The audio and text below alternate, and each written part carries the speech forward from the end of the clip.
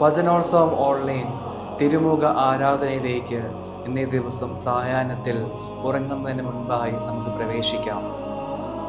ഈശോയുടെ തിരുമുഖത്തെ സ്നേഹിച്ച്, ഈശോയുടെ തിരുവചനത്തെ സ്നേഹിച്ചുകൊണ്ട് നമ്മുടെ വിശ്രമങ്ങൾക്ക് നമുക്ക് ആരംഭം കുറിക്കാം.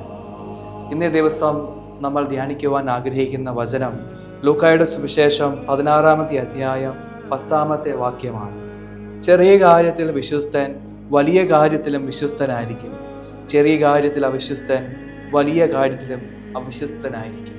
സ്നേഹം നിറഞ്ഞവരെ, ഈശോയുടെ തിരുമുഖത്തെ സ്നേഹിക്കുവാൻ നമ്മുടെ ജീവിതത്തിൽ അത്യാവശ്യം വേണ്ട ഏറ്റവും പ്രധാനപ്പെട്ട ഒരു ക്വാളിറ്റി, അത് ചെറിയ കാര്യങ്ങളിൽ വിശ്വസ്തനായിരിക്കുക എന്നുള്ളതാണ്.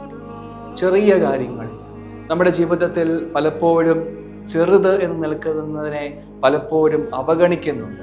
ചെറിയ കാര്യങ്ങൾ അവഗണിക്കും. ഒരാളെ ചിരിച്ചു കാണിക്കുവാൻ നമ്മൾ മറക്കുന്നത്, ചെറിയ സഹായങ്ങൾ ചെയ്യുവാൻ നമ്മൾ വിസ്മരിക്കുന്നത്, മറ്റുള്ളവർക്ക് ചെറിയ സഹായങ്ങൾ ചെയ്യുവാൻ ആഗ്രഹിക്കാതിരിക്കുന്നത്, നമ്മുടെ ജീവിതത്തിലെ മനസ്സിൽ വരുന്ന ചെറിയ ചിന്തകളെ അത് തിന്മയിലേക്ക് നയിക്കുന്ന ചിന്തകളായിരിക്കാം, അതിനെ അവഗണിക്കാതിരിക്കുന്നത്.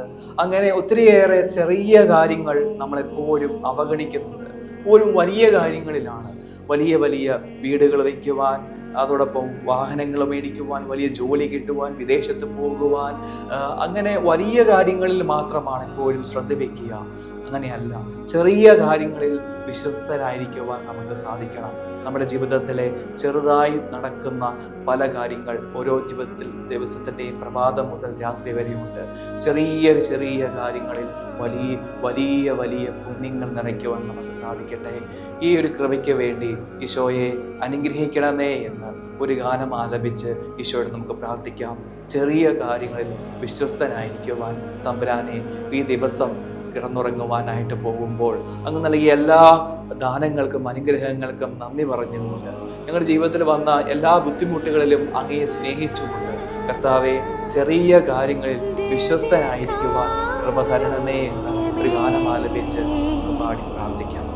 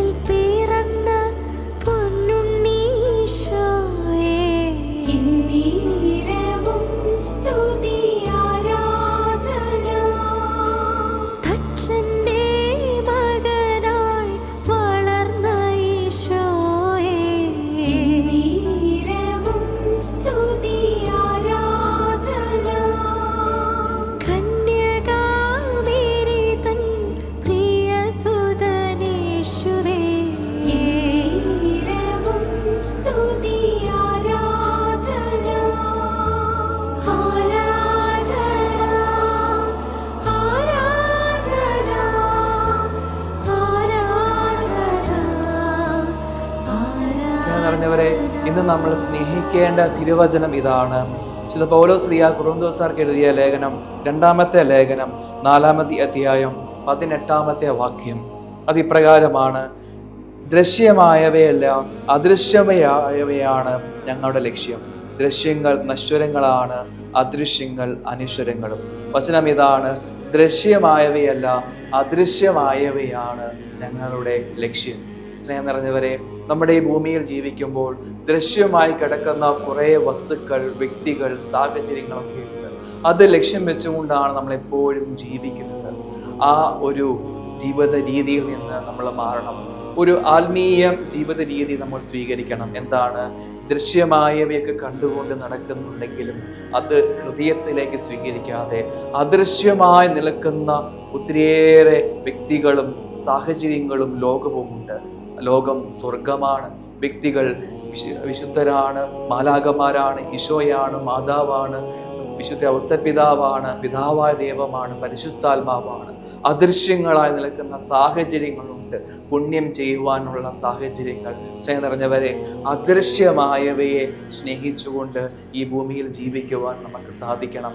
നാളത്തെ ദിവസം രാവിലെ എഴുന്നേൽക്കുന്ന മുതൽ സായാഹ്നം വരെ അദൃശ്യമായി നിൽക്കുന്ന ഒരു ലോകത്തെ സ്വപ്നം കണ്ടുകൊണ്ട് സ്നേഹിക്കുവാനായിട്ട് നമുക്ക് സാധിക്കണം. അതോടൊപ്പം അദൃശ്യനായി നമ്മുടെ കൂടെയുള്ള പരിശുദ്ധ അമ്മയെ, വിശുദ്ധ ഔസപിതാവിനെ, വിശുദ്ധരെ, കാവൽമാരായ ഈശോയെ ഒക്കെ സ്നേഹിച്ചുകൊണ്ട് ജീവിക്കുവാൻ നമുക്ക് സാധിക്കണം. നമ്മൾ ചെയ്യേണ്ട പ്രവൃത്തി ഇതാണ്: അദൃശ്യനായി നമ്മുടെ കൂടെയുള്ള ഈശോനെ സ്നേഹിക്കുക, അദൃശ്യനായി നമ്മുടെ കൂടെയുള്ള പരിശുദ്ധ അമ്മയെ സ്നേഹിക്കുക, പരിശുദ്ധാത്മാവിനെ സ്നേഹിക്കുക, അദൃശ്യനായി നമ്മുടെ മുമ്പിലുള്ള സ്വർഗം സ്വന്തമാക്കാൻ വേണ്ടി അതിനുള്ള പ്രവൃത്തികൾ ചെയ്യുക. അപ്പോൾ അദൃശ്യമായവയെ ലക്ഷ്യം വെച്ചുകൊണ്ട് ജീവിക്കുവാൻ കൃപ തരണമേ എന്ന് ഈശോയോട് പ്രാർത്ഥിക്കാം. നമുക്ക് കണ്ണുകൾ അടച്ച് ഇരുകരങ്ങളും ഹൃദയത്തോടെ ചേർത്ത് പിടിച്ചുകൊണ്ട് ഈശോയുടെ ആശീർവാദം നമുക്ക് സ്വീകരിക്കാം. പരിശുദ്ധ